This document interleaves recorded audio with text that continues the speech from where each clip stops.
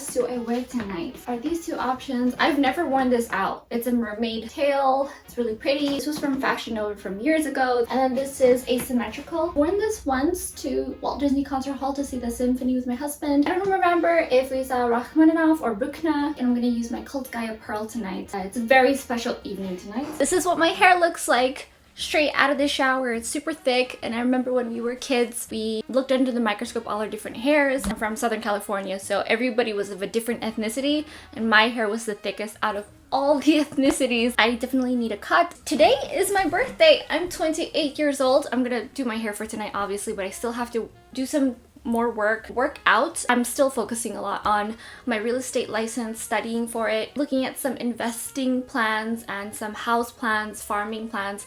There's just a lot of wonderful things here in Kentucky, and I feel like the curtains have opened and the show is getting started finally. I wanted to share with you some wonderful things about being 28, some things I learned in my early 20s, in my mid 20s. I'm really excited to turn 30. I'm only 28. I still have a couple more years because the late 20s I'm finally getting my grips in of who I want to be when things are just getting started. All the important things have already happened. I've been married for 5 years, had multiple businesses that I started. Some failed, some successes, and some are still like we're figuring out, oh, do we keep on doing this? There's always something new to learn. First wonderful thing about aging is I'm getting a ton of gray hairs. Some of these aren't going to be necessarily positive or negative. Some are just things that are matter of fact. I used to only get one gray hair a year, if that, if I was really stressed out about a huge thing in life that was changing. That was since I was 19. Only once a year I would get one white hair at all. This past year, to 2022, my hair had 6 white hairs. Either I'm really stressed, I was getting very, very stressed, or aging. And then all of a sudden,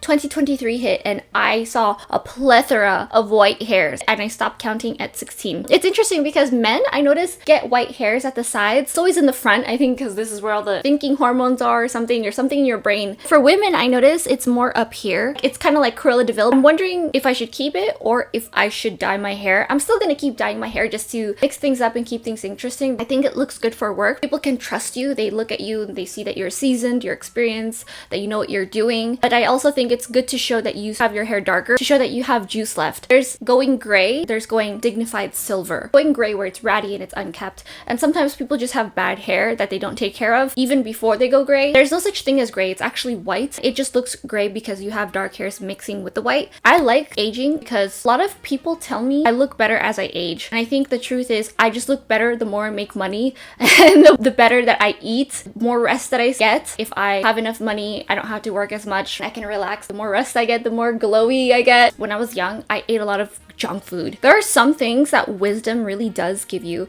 like patience. This is the time when I realized I need to shut my mouth. I need to not say something. Realizing that, oh, I used to look like this person. They're kind of embarrassing. This person is embarrassing themselves, not being very kind. If they simply didn't say anything, I used to be exactly like that. As I'm older and I'm witnessing other young people who were my age at that time living almost a parallel life. Even if you do live a parallel life with someone, you're not going to end up the same. Say, for example, my elder brother lived a very different life. We had the same opportunities for the most part. I live very differently. Something else that's come with age is more money, because I'm getting wiser with my money. I'm getting wiser with investing, knowing that, oh, you don't just have one source of income. A lot of people fall into the trap of 1 to 5. They do have a business idea. They try it out for a couple months and then stop because they say, oh, nothing's coming from it. You expect to get rich overnight? That's like saying, I want to go to the gym and lose 10 pounds after one session. You have to keep going, be consistent. You're losing money. You have to make a decision. Should you pull through? Everybody said this about Elon Musk back in the day. On a date with a guy, the whole date would be him trashing Elon Musk, saying he's going bankrupt, he's an idiot, he's this and that. Then he became the richest man. He's making steps in push free speech. Some people hate him, some people love him. Whatever people think in the beginning of business is never what you want it to be right away. Some people in the hard work that looks like it was overnight, but they just rebranded and it looks a little different. They've been around for like 11 years. Another thing I learned, quality over quantity. I accumulated so many things because I did not shop for the 2 years before that. I did not shop for clothes, let's be specific, because I was putting all my money into my businesses. I did not shop for anything for myself. I did not shop for anything recreational. Quality is definitely worth it because recently I purchased I purchased some trousers from H&M for $20. I was immediately disappointed by them. And I thought, this is why I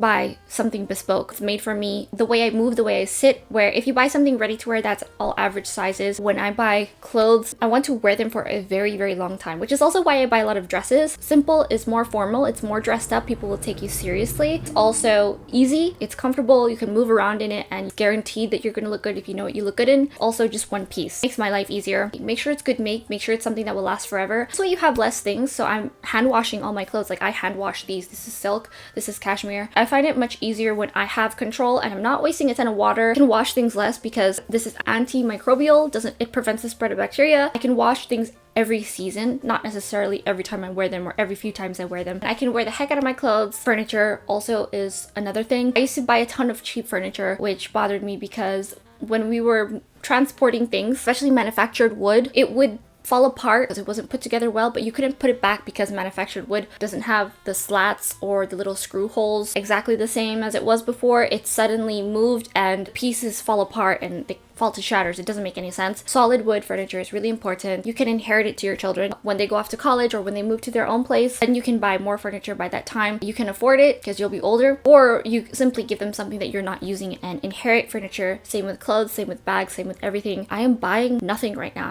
I'm not on a no buy. I have everything I need. Another thing is skincare. Stop spending so much money on skincare. I'm just gonna go to the dermatologist, bite the bullet, take the time to go there. But they tell me, here's exactly what your skin needs so that nothing is problematic. You don't have skin issues. Stop buying all the latest beauty launches. Stop buying all these extra new trendy things. Because Valentino has a new lipstick out doesn't mean that you have to try it. You can try it if you want, but if you're just trying new things to try new things, and stop buying the latest trend. I keep my eye makeup pretty much the same. I also notice that I always go back to the same makeup even after trying a new launch. I don't want to have to worry about putting on 1,000 things. That sounds like a really fun life to me. A really good everyday life. I don't know. Life is simple. 20s, especially your late 20s, you should have some recipes that you know very well off the top of your head or can improvise. I wrote down a list of all the recipes and there are 42 so far that off the top of my head, as long as I have very simple ingredients, I can manage to create all these different things. So that's at least one a night for the month, so my family doesn't get totally bored or exhausted of what we're eating every single day. I think meal prepping is great, but you have to do it carefully so you don't get bored of food.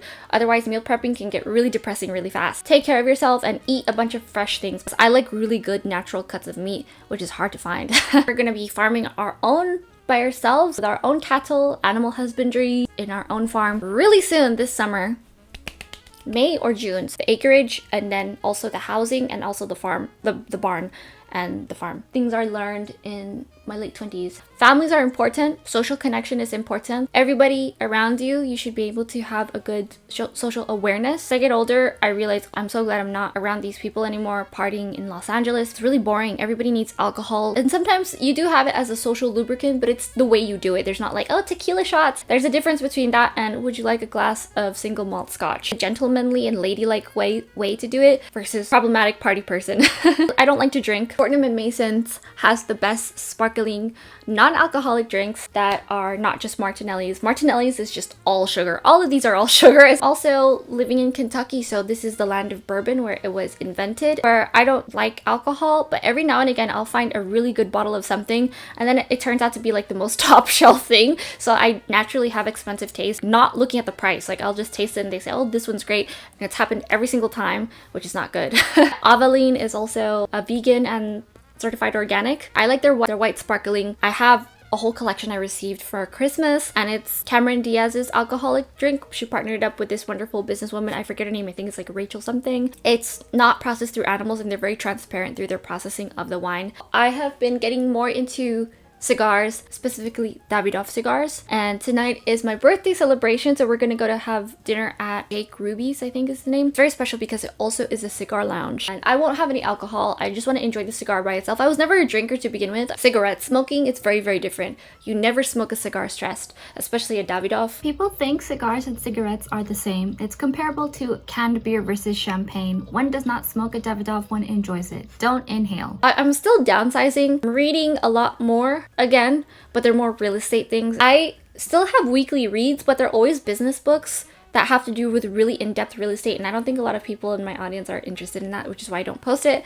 But I do have a new book club coming out, so we talk about all the insights, the themes, and all the nuances of the story. That these are my 2 birthday cards that I received. That's me in Norway. Første norske, you are one of a kind. From my husband, Mr. Dixon, is my grandmother-in-law in England. She always sends me a fabulous card. She even sent me a welcome to your new home card.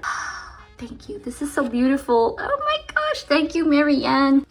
Mr. Dixon also gave me some chocolate from Kentucky, and this is Kentucky Blue, so University of Kentucky. Oh, it's so dark.